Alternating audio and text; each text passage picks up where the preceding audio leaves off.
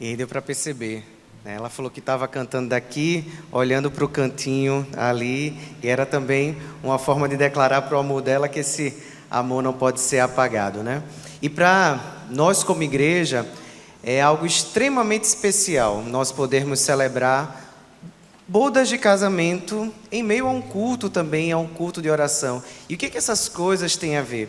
A Bíblia nos fala que a gente só pode amar porque nós fomos amados pelo nosso Criador primeiro. E a gente entende que o nosso Deus, é como ele se revela lá em 1 João 4, o nosso Deus é amor, ele é o próprio amor. Então, quando nós entoamos isso, Leonora cantou aqui, né, as águas não podem apagar esse amor, como diz o texto de Cânticos. Nós estamos aqui declarando não apenas o amor homem e mulher, mas também o amor de Deus por nós. E esta noite a pregação ela estava reservada para nosso pastor Roberto, mas ele havia comunicado no domingo à igreja que estaria viajando para a Bahia para participar da Assembleia da Convenção, só que as passagens, quando ele recebeu, elas na verdade estavam marcadas para hoje à tarde, a saída de Maceió, e por isso que ele não pôde estar aqui conosco. Precisamos estar orando pela viagem, pela saúde dele também, e me coube esse privilégio. E eu digo privilégio por ser ministro de famílias aqui nessa igreja, mas também pela parte consanguínea, por também ser primo da noiva, né, e poder celebrar em família esse momento. E o tema que eu separei para estarmos refletindo nesta noite é justamente em busca da felicidade. E muitas vezes, quando a gente pensa no casamento ou na história de amor, geralmente vem aquela frase muito comum nos livros, né, infantis, nos contos infantis de princesas, de romance, onde se fala: e viveram felizes para sempre. E é geralmente assim que a gente entra numa relação. Esse dia tão especial, como aconteceu há 40 anos atrás, a gente vai, se prepara, se planeja, desejando viver o felizes para sempre. E a gente entra nessa busca da felicidade. Isso é algo muito significativo, algo muito especial. Porém, viver essa felicidade, né, essa jornada da felicidade, nem sempre é algo fácil. Inclusive, na imagem ali que ilustra, é um quadro se referindo à história de Abraão, de Sara, numa jornada também pela felicidade, mas em busca de uma terra que havia sido prometida. E é muito interessante que no livro de Gênesis, ali no Pentateuco, nós vemos registrado essa caminhada, não apenas dessa família, mas de todo um povo de Deus que vai sendo construído em busca também dessa terra prometida. E é também, talvez, uma ilustração, uma alegoria da nossa jornada. Como seres humanos, como homens, mulheres, casais, famílias, muitas vezes é também o que nós buscamos no dia a dia e talvez como grande alvo, a busca pela felicidade. E às vezes nós imaginamos que a felicidade está justamente nisso. Eu trouxe até uma foto, né, que talvez você tenha recebido, pode colocar, tá? Na projeção. Não sei se tá. Acho que vocês receberam talvez essa foto, quem teve contato com o convite, mostrando ali 40 anos atrás e agora. Às vezes a gente pensa que a busca pela felicidade, a felicidade vai estar justamente na relação. E quantos acabam se frustrando por descobrir que aquela relação tão idealizada não trouxe a felicidade que eu esperava. E às vezes até me preocupo porque eu vejo alguns casamentos terminando porque ambos decidem buscar a felicidade, porque acabaram não encontrando ali. Eu coloquei uma outra foto para tentar também trazer o que às vezes a gente fica buscando como felicidade. E às vezes a felicidade, ela está em a gente conseguir um cargo público, passar no concurso, alcançar. Aí a gente passa às vezes anos, décadas estudando, se preparando, imaginando, olha, se eu estiver naquela função, se eu estiver naquele cargo, se eu tiver aquele título, se eu alcançar aquela promoção, então eu vou encontrar a felicidade. E muitas vezes há uma grande frustração, não apenas quando eu não consigo, mas às vezes quando eu consigo, chega até a minha aposentadoria e eu percebo que aquela felicidade que eu busquei tanto parece que não foi alcançada. Eu coloquei até uma outra imagem também, tá? A gente às vezes começa a imaginar, olha, mas quando os filhos chegarem, tá? Quando a gente conseguir finalmente ter a nossa família, quando Deus responder a nossa oração, então finalmente a gente vai poder viver a felicidade. E muitas vezes casais se encontram frustrados nessa mesma situação. E eu não digo porque não conseguiram ter o filho, mas porque os filhos chegaram. E junto com eles vem muita alegria, mas também vem alguns desafios. E a gente entende que a felicidade também não estava naquilo. E muitas vezes a gente acaba vivendo uma vida, uma relação, uma jornada marcada pela frustração, porque nós colocamos em vários lugares a felicidade e esquecemos de nos envolver com aquele que realmente é o único capaz de trazer a felicidade. E uma pergunta que eu ia fazer para Alan e Nozinha aqui na frente, que eu nem precisei fazer, porque Alan já respondeu, foi, olha, qual o segredo para a gente chegar nas bodas de Esmeralda? Tá? Eu já andei 1/8 dessa caminhada. Agora faltam só 35 anos para a gente chegar nas bodas de Esmeralda. Mas qual o segredo? E eu não sei se você prestou atenção, mas Alan falou o seguinte, olha, a gente decidiu, a gente entendeu que a nossa vida, a nossa família precisava estar na dependência completa de Deus. Não é cargo, não é título, não é função, não são posses, não são bens, tá? Não é a conta bancária, também não é o lugar onde eu vou morar, tá? É entender que a dependência de Deus vai trazer, é o único caminho para trazer realmente a felicidade. E pensando sobre isso, e no texto que eu falei, eu quero lhe convidar a abrir a sua Bíblia no livro de Gênesis, no capítulo 11. E nós vamos ler do verso 27 do capítulo 11 até o verso 4 do capítulo 12. Gênesis, e não fica difícil de achar, né? Assim que você abrir a Bíblia, você já vai encontrá-lo. E se você não estiver com a Bíblia física, pode ser também seu aplicativo. Gênesis, capítulo 11, verso do 27 ao capítulo 12, verso 4. Amém? Eu vou ler aqui como tem na minha versão e você pode acompanhar com a que está em suas mãos. Diz assim a palavra do Senhor. Este é o relato da família de Terá, pai de Abrão, Naor e Harã. Harã, que foi o pai de Ló, morreu em Ur dos Caldeus, sua terra natal, enquanto seu pai Terá ainda vivia. Tanto Abrão como Naor se casaram. A mulher de Abrão se chamava Sarai, e a mulher de Naor, Milca. Milca e sua irmã, Iscá, eram filhas de Harã, irmão de Naor. Sarai, porém, não conseguia engravidar e não tinha filhos. Certo dia, Terá tomou seu filho Abrão, sua nora Sarai, mulher de seu filho Abrão, e seu neto Ló, filho de seu filho Harã, e se mudou de Ur dos Caldeus. Partiram em direção à terra de Canaã, mas pararam em Harã e se estabeleceram ali. Terá viveu 205 anos e morreu enquanto ainda estava em Harã. Capítulo 12, verso 1.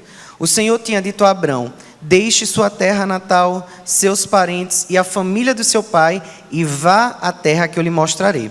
Farei de você uma grande nação, o abençoarei e o tornarei famoso, e você será uma bênção para os outros. Abençoarei os que o abençoarem e amaldiçoarei os que o amaldiçoarem. Por meio de você, todas as famílias da terra serão abençoadas. Então Abrão partiu como o Senhor havia instruído, e Ló foi com ele. Abrão tinha 75 anos quando saiu de Harã. Que o Senhor possa aplicar a sua palavra aos nossos corações. E uma primeira coisa que me chama a atenção e que eu destaco aqui nesse texto, ainda aqui no versículo 27, e se você prestou a atenção, o texto começa falando que este é o relato da família de Terá. E a primeira coisa que eu queria destacar é que o nosso Deus é um Deus de família. Tá? Não é a primeira vez que eu falo isso aqui de púlpito, inclusive. Mas eu acredito muito nisso, que Deus é um Deus de família. Eu digo isso porque o texto bíblico começa falando sobre uma família. Deus cria uma família, Deus cria Adão, Eva, dá ali seus filhos, e ao longo do livro de Gênesis, o livro das origens, o livro da criação, nós vamos vendo famílias que vão surgindo e que vão aprendendo a seguir o Senhor. E ao longo do texto bíblico nós vemos também Deus levantando famílias, tá? E nós vemos uma família maior sendo construída, a família de Deus, a qual hoje nós fazemos parte, a igreja de Cristo, nós somos família. E é por isso que eu falo que nós servimos a um Deus que é um Deus de família. E é isso que nós vemos aqui nesse texto, quando ele fala sobre a família de Terá, tá? De onde vem Abrão.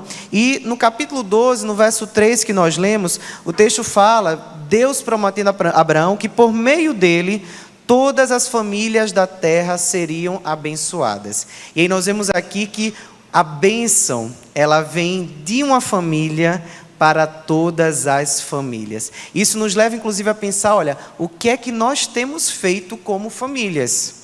Será que nós temos sido essa família que decide viver na dependência de Deus, para que através da nossa casa outras famílias sejam abençoadas? Ou nós estamos buscando apenas o nosso sucesso, a nossa bênção, e esquecendo do propósito maior desse Deus de família, que nos chama como família para abençoar outras famílias? Onde é que será que está o nosso foco? Onde é que está o nosso olhar? E aqui é muito interessante, e eu não sei se você já parou para observar isso, o texto de Gênesis 12, a gente lê muito, ele é muito utilizado, a gente conhece bem, mas a gente às vezes esquece de ler o capítulo 11 e a parte anterior que fala sobre a família de Abrão, aqueles que vieram antes de Abrão. E se você voltar, tá, para o capítulo 10, você vai ver que Abrão, filho de Terá, ele é descendência de Sem, tá? E se você frequentou direitinho a escola bíblica dominical, tá certo? E participou ali desde junior, criança,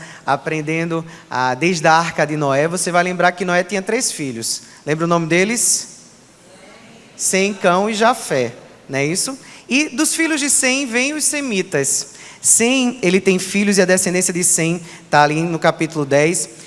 Neto de Sem vai vir aqui alguém chamado Éber, que vai dar nome inclusive aos hebreus. Então a gente às vezes até ouve falar dos semitas, dos hebreus, e não para entender de onde é que vem isso. Vem ali da descendência de Sem. E é de onde vem Terá e de onde vem seu filho Abrão. E por que eu estou falando sobre isso? Por que eu estou falando sobre essa família? Para a gente entender esse Deus que vai trabalhando ao longo da história.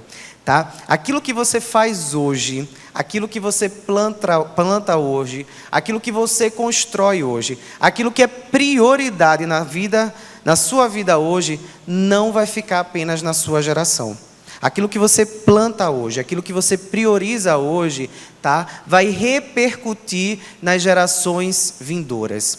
A gente só tem aqui Abrão, tá? Recebendo orientação de Deus, um projeto de Deus, por conta de tudo aquilo que foi sua bagagem anterior, inclusive envolvendo Sem, como filho de Noé. Até porque aqui na história de Noé, eu não vou me deter nisso, um dos filhos foi amaldiçoado, que é justamente Cão, de onde vem os cananeus, tá? A terra de Canaã, inclusive. E aqui, Sem ele recebeu uma bênção, tá? E porque ele recebeu isso e fez o que era bom diante dos olhos do Senhor, a sua família também é abençoada.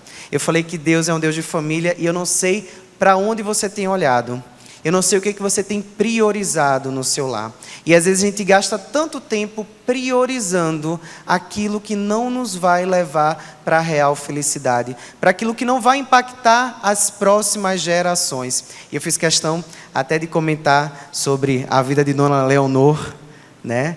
Que por muitos anos, né? Literalmente mais de 100 anos, ela acompanhou o centenário da nossa igreja, participou, e os filhos podem falar sobre isso, fazia questão de trazer os filhos, né, Dona Lúcia, um por um, e tinham que ficar aqui, né, participar, e hoje a gente tem, participando entre nós, netos, bisnetos, primos, sobrinhos, né, e isso é justamente a marca da herança que nós deixamos como família.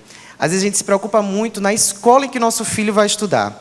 E aí precisa ser uma escola que prepare para o vestibular. E é muito bom que isso aconteça. Mas às vezes nós esquecemos de preparar os nossos filhos não apenas para a vida, mas para serem servos e servas do Senhor. E essa é a nossa principal missão.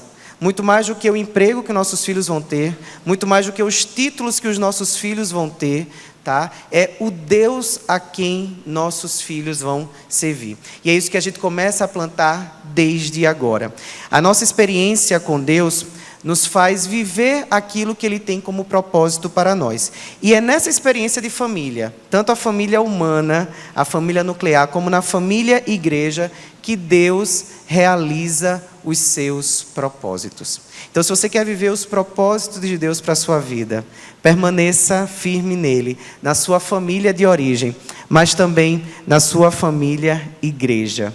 Ser igreja, ser família, nos permite estar perto de Deus e viver os planos dele. Mas uma segunda coisa que eu queria trazer à luz desse texto é que a bênção de Deus, ela é precedida da obediência. Todos nós queremos viver a bênção de Deus. Talvez se eu perguntasse aqui, olha, quem quer ser abençoado, levanta a mão. Possivelmente todas as mãos. Muito bem, Mateus. Mateus levantou a mão, né? Todos nós queremos ser abençoados, mas antes da bênção, precisa haver a obediência. E sabe o que me chama a atenção? No capítulo 11, no verso 31, nós lemos que Terá e seus filhos, sobrinhos, partiram em direção à terra de Canaã.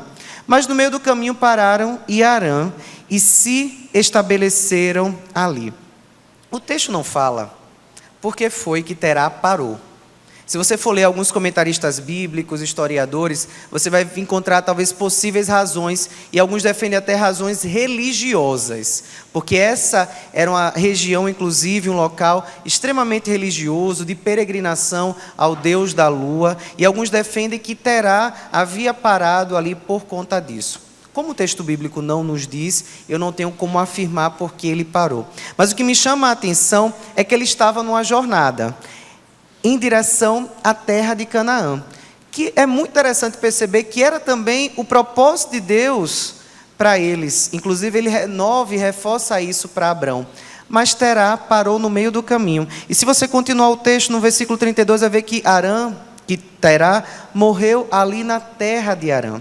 Ele saiu na direção certa, por algum motivo parou e não chegou no destino que Deus tinha para ele. Isso me fez pensar como muitas vezes também nós acabamos parando, nos perdendo o foco. A gente estava numa caminhada tão boa, a gente estava numa disciplina espiritual tão boa, a gente estava tão conectado com Deus, estávamos tão bem no nosso casamento, estávamos tão bem nos nossos propósitos, e aí coisas aconteceram, preocupações chegaram, e com isso a gente acabou se perdendo e ficando em Harã, sendo que Deus tinha para nós o destino de Canaã. E uma coisa que a gente precisa entender, que Deus, ele tem um propósito. Deus, ele tem um destino para cada um de nós. E esse destino, ele não é um destino geográfico. Esse destino é um relacionamento. O que Deus tem para nós não é necessariamente uma terra para onde a gente precisa ir, mas uma relação que a gente precisa desenvolver com Ele, de fé e de dependência. E aqui é muito interessante que no versículo 1 do capítulo 12, nós vamos ver que depois ali da morte de Terá, Deus se revela a Abrão e fala, olha, agora você vai sair e vai deixar todos eles e vai à terra que eu lhe mostrarei. Tá? Nós precisamos entender que a experiência com Deus, e se a gente quer viver realmente a bênção e a felicidade, a gente precisa entender que Deus vai nos orientar, ainda que a gente não saiba para onde, ainda que a gente não saiba exatamente o que, mas Ele tem um propósito. E se eu permanecer nele, nós vamos viver o melhor de Deus para nós. A bênção não está em alcançar um lugar, ou alcançar algo, mas na experiência que nós desenvolvemos com o nosso Deus quando estamos no caminho. E é isso que a gente percebe na experiência aqui de Abraão, porque Abraão viveu essa experiência de transformação, uma experiência em que ele teve até a vida ali em risco, uma experiência em que ele desejava ter um filho, havia uma promessa de uma descendência, mas esse filho não chegava. Sua esposa era estéril, a idade era avançada, mas até aquilo que parecia impossível pôde ser vivido porque ele se colocou na dependência de Deus. E assim é também a experiência do casamento, não é verdade? A gente crer que Deus tem algo maior não significa que é fácil, e aqueles que são casados sabem disso. São muitas lutas, são momentos até em que vem o sentimento da desistência.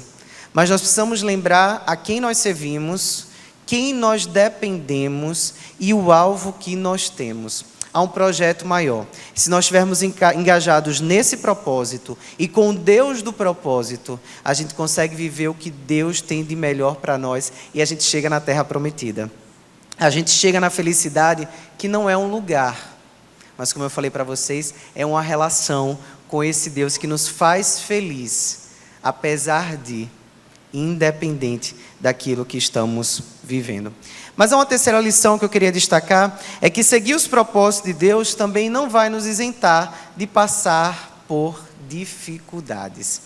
Abraão obedeceu, saiu da sua terra, da sua parentela, em direção a uma terra que ele nem sabia qual era, com a crença, com a fé de que Deus o abençoaria e abençoaria aqueles que ele abençoasse. Mas ele não tinha ideia do que ele passaria. Eu imagino também que os jovens, a Ana Leonor e Alain, há 40 anos atrás também não tinham ideia do que passariam. Isso acontece também com a gente, tá? Se você olhar aí para a sua história, para a sua vida, para o seu casamento, tá? E ainda que você não seja casado, se olhar para a sua história, você vai perceber, olha, eu não tinha ideia do que eu passaria até aqui, eu não sabia também o que Deus faria na minha vida. Mas nós precisamos lembrar que ainda que a gente esteja engajado com Deus, no relacionamento com o Senhor, Ele não nos isenta dos problemas. Abrão e Sara passaram por situação de perdas, de morte, de fome. Eles precisaram sair, inclusive, de onde eles estavam e ir para o Egito porque passaram fome. Tá? Eles passaram por situações de conflitos inclusive dentro da própria família. Tá? Os pastores de Abraão com os pastores de Ló. Seguir a Deus, servir a Deus, não significa que a nossa família vai estar isenta de problemas, que nós estaremos isentos de problemas, e às vezes o problema acontece dentro da nossa própria casa. Mas nós precisamos lembrar o Deus a quem servimos, por que servimos e aonde nós queremos chegar. A terra prometida, lembra, não é um lugar, mas essa experiência de plena dependência de Deus. E aí eu penso, tá, que as dificuldades, elas são as ferramentas que Deus nos usa para nos moldar, para transformar o nosso caráter. E é muito interessante porque em Deuteronômio 26:5, Abraão é mencionado como um arameu errante. Tá, o arameu errante aqui era a ideia de um peregrino, alguém que não sabia para onde estava indo. Mas sabe como ele é apresentado lá em Tiago 2:23? Como o pai da fé, um amigo de Deus. De arameu errante ao pai da fé, amigo de Deus. E aí nós precisamos entender que assim é também a nossa história. E aí não importa a maneira como ela começou. Você pode até ser hoje um arameu errante. Pode até ser que você não saiba nem que propósito é esse que Deus tem para você.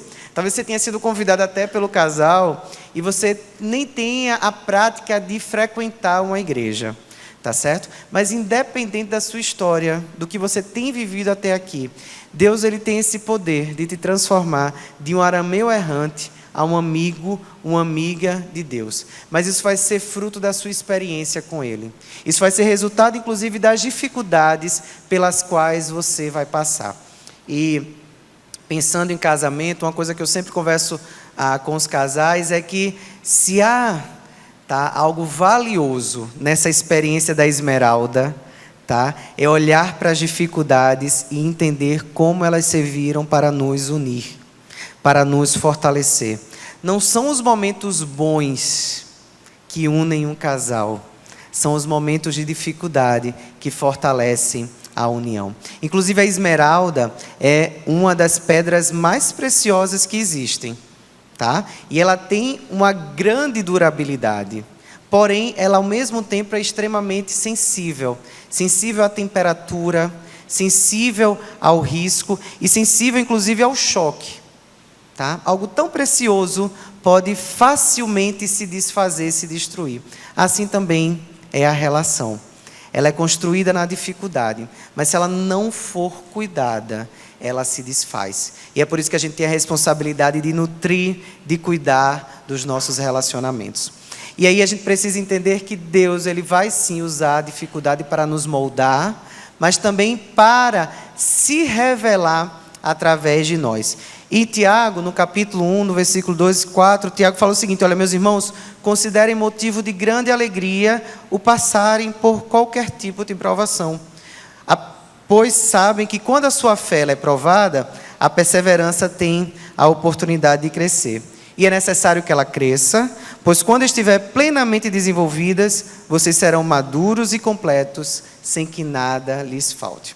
Assim como eu perguntei se alguém queria ser abençoado, levantasse a mão, eu não vou perguntar quem aqui quer passar por provação, porque possivelmente você não vai querer levantar a sua mão.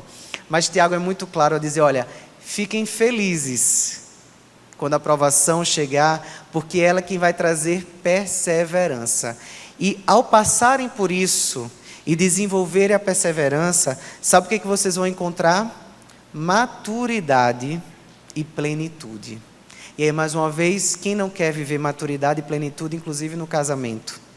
E aí tem um casal fazendo 40 anos e tem um casal aqui se preparando para daqui a 15 dias casar. Se a gente quer maturidade e plenitude no casamento, na nossa vida como pessoa, a gente precisa se abrir para passar pelas dificuldades e provações. Mas mais do que isso, passar pela dificuldade e provação, lembrando em quem nós cremos e dependendo completamente dele. E aí sabe o que eu percebo quando eu vejo a história de Abraão e Sara, mas também quando eu olho para a história de vocês, que o propósito de Deus não é que a gente faça, como diz uma canção popular, que a gente deixe a vida nos levar. A felicidade, ela não chega de qualquer forma. E a felicidade não está em coisas, em pessoas, em posses, mas nessa experiência de relacionamento com Deus, que nos transforma em meio às dificuldades, que permanece fiel em meio aos desafios da vida e que nos conduz nessa jornada, ainda que a gente nem saiba para onde a gente está indo, mas Ele promete que está conosco para a terra que Ele vai mostrar. E com isso a gente vive o que Ele tem para nós. E o que Ele tem para nós é bom, perfeito e agradável, mas é fruto dessa plena dependência dEle. Não sei quantos anos de casado você tem, não sei também nem se você não é casado, isso não seria um problema. Mas eu queria que nesse momento você fechasse os teus olhos e que você se colocasse diante de Deus, colocando, olha Deus, eu quero essa felicidade, eu quero essa maturidade, essa plenitude, mas eu entendo que é fruto dessa dependência e eu quero me colocar diante do Senhor e viver aquilo que o Senhor tem para nós. Talvez eu esteja até meio como um arameu errante, mas eu quero deixar de ser um arameu errante para me transformar num amigo de Deus. Pai, nós te agradecemos pela Tua palavra, nós te agradecemos pela oportunidade de estarmos aqui juntos e celebrando o amor, celebrando o Deus que é amor, que nos ama e nos dá sempre uma nova chance. O Deus que nos chama para caminhar, que nos chama para uma jornada, e não necessariamente para um destino geográfico, mas um destino em Ti. Teu grande propósito, Deus, é que a gente se relacione com o Senhor, que a gente possa depender plenamente de Ti, para que a gente possa viver o que o Senhor tem para nós, para que deixemos, na verdade, de sermos arameus errantes e nos tornemos amigos, amigas de Deus. Opere em nós, trabalhe em nós, Deus, que meus irmãos e aqueles que estão aqui reunidos nesta noite possam sair daqui transformados e com uma decisão de não mais deixar a vida levar, de não viver numa busca frenética pela felicidade, mas entendendo que a felicidade está em Ti, decidir viver também nessa dependência. Abençoa cada pessoa, cada relação, cada casamento, cada família, que possamos viver para a Tua glória. É a minha oração, em nome de Jesus. Amém.